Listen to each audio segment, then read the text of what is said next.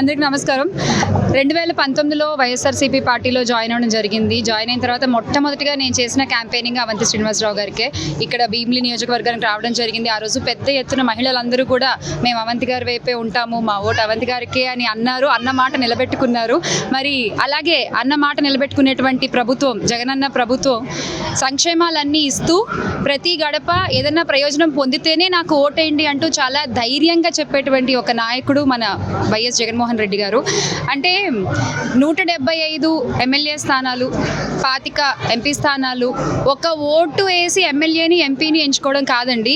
తర్వాతి 5 సంవత్సరాల భవిష్యత్తుని మనం ఎంచుకుంటున్నాము ఆంధ్ర రాష్ట్ర ప్రజలందరం కూడా. సో దయచేసి ఓటు వేసే ముందు ఒక్కసారి ఆలోచించి మీరు ఓటేయండి.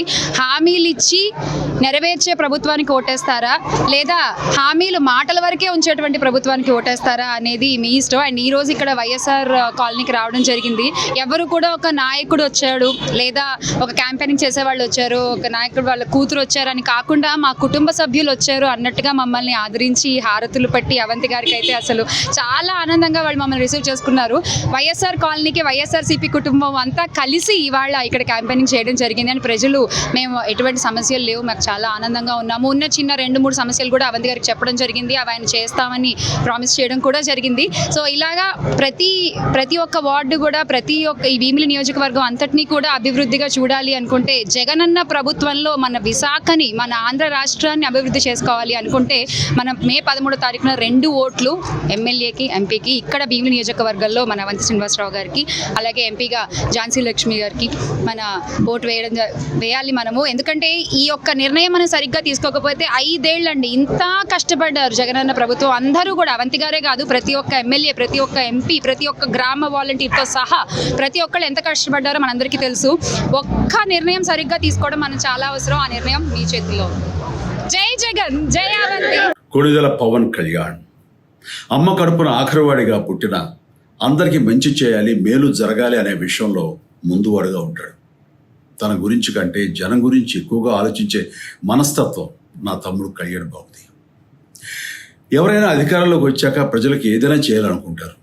కానీ కళ్యాణ్ తన సొంత సంపాదనని కౌలు రైతులు కన్నీళ్లు తుడిచేందుకు ఖర్చు పెట్టడం, సరిహద్దు దగ్గర ప్రాణాలొడ్డి పోరాడే జవాన్ కోసం పెద్ద మొత్తం అందివ్వడం, అలాగే మత్స్యకారులు ఇంకా ఎందరికో తాను చేసిన సహాయం చూస్తుంటే ఇలాంటి నాయకుడు కదా జనాలకు కావాల్సింది అనిపిస్తుంది. ఒక రకంగా చెప్పాలంటే సినిమాలోకి తను బలవంతంగా వచ్చాడు, రాజకీయాల్లో మాత్రం ఇష్టంతోనే వచ్చాడు. ఏ తల్లికైనా తన కొడుకు కష్టపడుతుంటే గుండె తరుక్కుపోతుంది.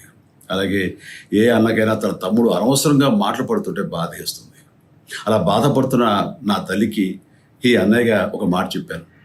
నీ కొడుకు ఎంతోమంది తల్లుల కోసం, వాళ్ళ బిడ్డల భవిష్యత్తు కోసం చేసే యుద్ధం అమ్మా ఇది. మన బాధ కంటే అది ఎంతో గొప్పది అన్నాను. అన్యాయాన్ని ఎదిరించకుండా మౌనంగా ఉండే మంచివాళ్ల వల్లనే ప్రజాస్వామ్యం మరింత నష్టం అని నమ్మి జనం కోసం జన సైనికుడు అయ్యాడు. తాను బలంగా నమ్మిన సిద్ధాంతం కోసం తన జీవితం రాజకీయాల్లోకి అంకితం చేసిన శక్తిశాలి పవన్ కళ్యాణ్. ప్రజల కోసం, రాష్ట్ర భవిష్యత్తు కోసం ఆ శక్తిని వినియోగించాలి అంటే చట్టసభలో అతని గొంతు మనం వినాలి. జనమే జయను నమ్మే జనసేనాని ఏమి చేయగలడో చూడాలంటే మీరు పిఠాపురం ప్రజలు కళ్యాణ్ని గెలిపించాలి. మీకు సేవకుడుగా, సైనికుడుగా అండగా నిలబడతాడు. మీకోసం ఏమైనా సరే కలబడతాడు, మీ కళ నిజం చేస్తాడు. పిఠాపురం వాస్తవ్యులకు మీ చిరంజీవి విన్నపం, గాజు గ్లాసు గుర్తుకి మీ ఓటు వేసి పవన్ కళ్యాణ్ని గెలిపించండి.